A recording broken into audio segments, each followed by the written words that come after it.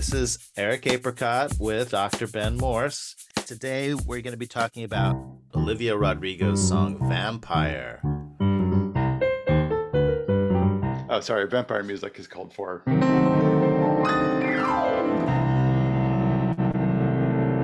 should have got an organ in there. Did the vampire fall down a flight of stairs? Wait, here we go. When I hear her songs, often they're super, super catchy. She deploys two like old pop tricks and uses those things more than anyone else ever dared to use them. Like it's like the other stuff, the filler has been removed and it's just like hook, hook, hook, hook all the time. Her collaborator, what's his name again? His name is Daniel Nigro. Yeah, he plays all the basic instruments on this track over here. And it turns out that he had a band like called As Tall as Lions, which I played a couple of songs from yesterday, and they're great. You can tell where some of this is coming from. He's got a beautiful voice himself, but he arranges things really well, and he deploys kind of some standard pop chords, but in ways that are often a little surprising, a little twisted. There is also a pitch story to the song that I want to talk about, like what she does with the pitches, which is unusual and I thought pretty striking. Can we talk about the chords in the song? From my quick hearing, it sounds like this kind of familiar progression. F, and then A major, and then this chord, and then the minor version of that chord. Is that Yeah, what we have here?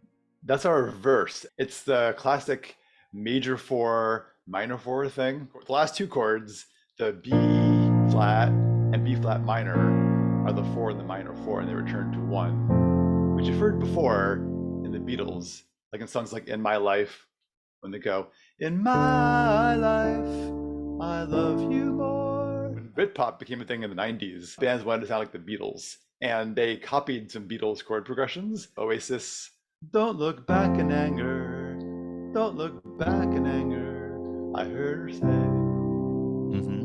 I always think either Beatles or now I think Oasis. I think of this as the Radiohead creep progression. So it's definitely in the pop vocabulary. Actually, it's the same chords. So did you want to talk more about the verse? Yeah, I'm just going to play a reduction. Basically, you hear a lot of this fast talking, a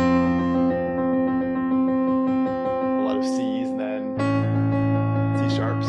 And then you hear often this D with often what is it? An A, G, A stuck in there, or a G, A, and then a D flat, and then usually A, G, F. It changes the number of syllables and the song changes. But it introduces the two groups of pitches in the song. There's the C, C sharp, D, and D flat. So these are three pitches that are chromatic and consecutive. Then you hear down here the A, G, F. So you're hearing these two groups of pitches, F, G, and A. Mostly you're hearing the top one, C, C sharp, and D, and they don't connect. She jumps up and down between these things. Well, when she does sing the melody, it sounds like she's singing like so there's like some kind of contact between those groups, isn't there? She doesn't traverse the distance between those things, which of course is pretty small. It's just one note. But you can tell there's this and there's this.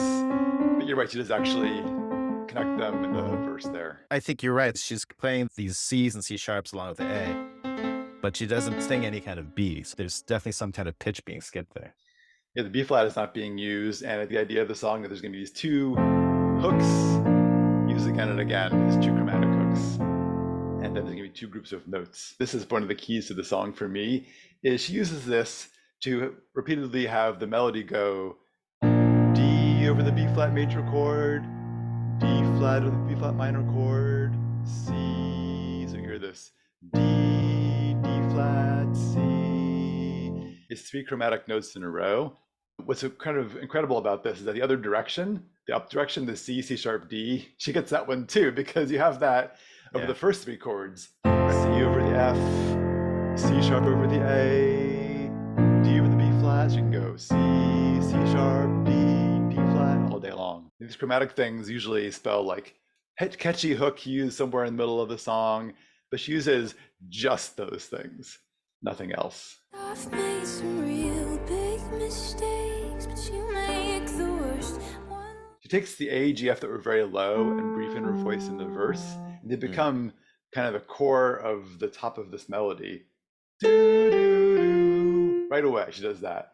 And then the C sharp, C, and D stay down at the bottom. So she still has those notes over here, but the other notes are now an octave up. Uh-huh. So we still have that gap there between these notes and these notes, but now the gap is in E because the other notes are reversed. Is it up an octave? The core of my pitch story over here is that the notes, the A, G, F from the verse go up to A, G, F over here. The C, C sharp, and D stay where they are. And what the chorus does is it gradually bridges the gap by bringing the A, G, F up through the C, C sharp, and D, and even beyond there. And beyond. Even beyond, which is why the chorus like soars so much and is satisfying in various ways. Also, the chorus is kind of like a half time already. It's like half as fast as the verse, which is pretty striking. It goes A, G, F, and we hit the D on the bottom. So we have the A, G, F over here, and the D is down here. Then we go, there's a C down there in its little spot. We begin to rise to B flat above the A, G, F. We sink back down, so we have the C again at the bottom. And notice how she keeps skipping around again and again. There's never the notes in between. A, G, F again, and then here's our C sharp. So we've had the D, C sharp, and C now, and the F, G, and A. Added a B flat to their collection, which wasn't there before. So we go back to this thing with the D and A again, and the G and F, and down to D flat, up to B flat again, but now here comes the C up an octave, and the C sharp, and then the D, and then even a new note never heard before in the song, the missing E.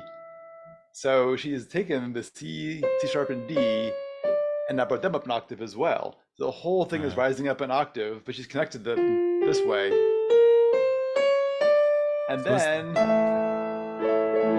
sorry, you were saying something. And so wait, that E was the pitch that was skipped in between the clusters? It was indeed. Oh dear. The B flat and E are now filled in. So we're going somewhere that we're going. Sorry. We are going to go up the scale all the way from A, B flat, C, C sharp, D, E. You want to go to an F, don't you? I would personally want to do that. Sure. And But yet, instead, the band goes away, and we have this moment she sings all by herself, and she sings unprintable words from her video. So back down the D, D flat, which hasn't happened yet because it was the C sharp last time. So, and then instead of going to the C, she doesn't do, we just go back to the F, G, A again. Do, do, do, do, like a goddamn vampire. So can you just play the melody of that part again? Just yeah, on the it's very keyboard? striking. So we're going to go from the last part of the chorus, last two bars of the chorus into this tag. And then all by herself.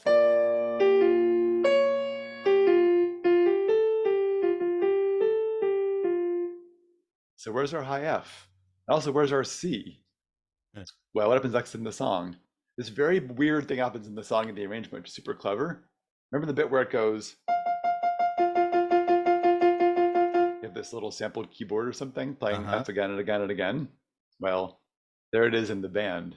The band plays the F. And this section to me is one of the weirdest parts of the song where it goes, he's filling in the missing F. And I think that later on, if I recall correctly, the second time you have more of that, and you have hear the vocals going the F-A-C chord, I think, and there's your C, I believe. All right, lots of pitch skipping and filling. That's what it's all about. And also rising up the scale and then not quite getting there, and then building this massive suspense at the moment of maximum suspense because we didn't reach the F, and because the band is gone all of a sudden, she drives in the knife. The knife, okay. Into the vampire's heart, a stake, if you will. You're bringing a lot of non-canon story into this, I think. And thinking about how the song is all hook, she manages to make the song rising the entire time. You point out the chorus in this pretty obvious way. It just keeps on rising in pitch. But then the verse, like the chords, keep on going up in this very notable way. And so even though the melody isn't moving, uh, you sort of have this endlessly rising pitch. There's some movie maker, like Christopher Nolan was talking about, there's this pitch illusion that's like endlessly rising pitch. Oh yeah, is it called a shepherd scale or Thank something? you, shepherd tone, shepherd scale, and one of those. And he tried to build it into his movies so that it was like constantly rising tension. Anyway, I'm Yeah. just kind of reminded spiritually, like maybe this pop song feels like it has to be constantly rising to keep the energy coming. Okay, this is the second one. They go.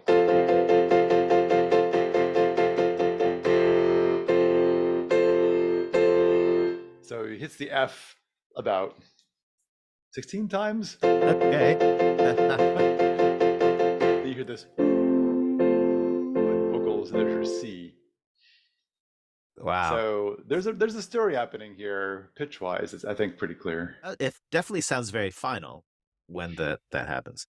It's very weird because you never do that. You don't want to have like the one chord again and again and again with the first scale degree on top. It sounds like you're done. This is an interesting thing about how resolved that FC thing sounds, partly because of the Yeah. pitch skipping. The question is, well, why should we listen to the song more?